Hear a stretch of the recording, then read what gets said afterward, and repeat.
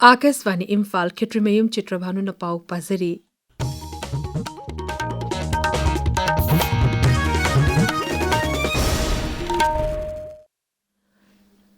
Employees Union Consumer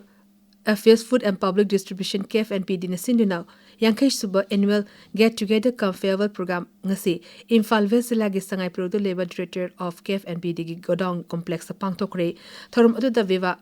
asigi oina thabaktegi potharaba karmachari singda khudol porsing piduna ekai khumnaba utki thorum adu da wangang bada KFNPD gi Secretary and Khedabartan hai leba ama chakhona na bahona pada leba adu da leriba mipum khudimaki thodang lei isa na haitoi singtoi hiram sing khangdoktuna kanna honarabadi kanangumba amatana maithiba piba ngamloi sarkar gi karmachari singna masagi mathau masak khangna mai pakna thabak tawbu tangai phade mahangna hai rajya sita leriba tongan ba bibak singi karmachari singna mana tawriba thabak sing ningthi jana pangtoktuna isagi thodang masak khangna honarabada da chakhotpa watapa daba samas ama purakpa ngamgani mahangna hai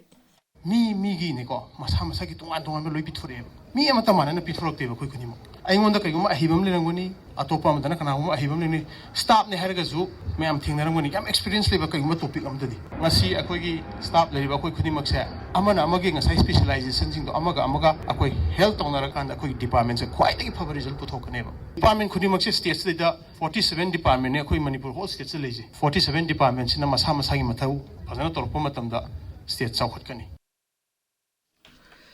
Thorum adu da wangang bada KFNPD gi Director K Bono Singh na hai asigumba thorum asina thabakta gi pothakraba karmachari sing amasung nongna thabakta khungdarakli ba karmachari sing unaduna wafong kaya khanaba gi tanja fanghale sarkari karmachari sina hakta matan natana masha gi topom topa thodang sing masakhangna hona bachangi Manipur State Legal Services Authority na sinduna National Lok Adalat Rajya sig mapung kya dangasi pangthokle Imphal West ki Lamphal Court Complex ta bench ahum thokna lok adalat phamduna case kya loshina bahonari Manipuri Savatiabu Sengbalamba Maharaja Gari Niwas Hai Bahiramda Numinini oiba jati tagi seminar mangasi Manipur University loshilagani seminar asi ngasi nini chamanumita su tungan ba akhang hisina Maharaja Gari Niwas matanda che pathokle seminar asi Manipur University gi College Development Council amasung Manipur Seva Samiti New Delhi Indian Council of Historical Research ke sentang makhada shinbani Assam Rifles na Operation Savavna makhada Tamenglong Jilla gi Kaikau Village Sabar Market set ama miyam da kusin na kre masina lamdam adugi nupi singe senthok lambi hingana na bohona bada chawna mateng oiragani Sikkim Vidhan Sabha na Rajya adugi furup tarani to schedule tribe status pibada yana balaitene yana kre Sikkim Sarkar na senkiba awang wataki committee na pukalakiba akupo warol sing yawba report nama savana kanaraba matunda ayaba adu pikibani Rajya sigi Lok Sabha gi MP Indra Hang Subhana sangsaki mifamda hariba furup taran to SC/ST status pibinaba dabi tawduna lakibani masina furup sing asida makogi hak amasung khudong chaba kya piba ngamhalagani Rajya ki Mukhyamantri Prem Singh Tamang na savada hai Rajya Sarkar na Kendra Sarkar amadi mari lenaba singda pau phongnaduna makhataba thabak sing lakhona na ba honari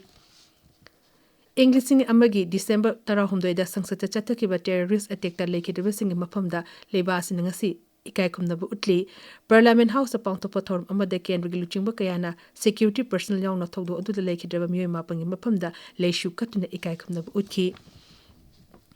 BJP ke National President JP Nadda na Simla Manhaki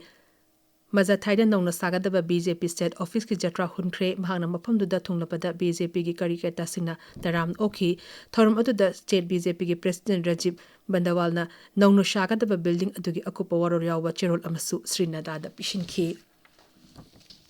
Uttarakhand ke Dehradun da leiba Indian Military Academy gi ngasi nongna thabak changlaba officer singi passing out per ama pangthokre naha oriba officer Jamir Mafudra matoi hapchundina Indian Army asi henama pangan kalhalagani parade aduda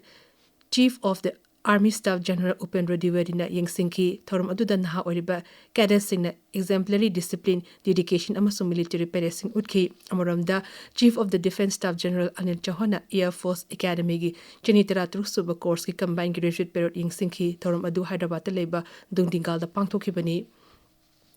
Nongchu Bengal da hoji chathariba special intensive revision SIR da Listing ani anigi voter list paktakna na ashoiba kya thengneri hairi ahan batangko ki SIR loikrabasu election commission na amukhanna ashwengam sing yengsin bagi thabak chathari paulizari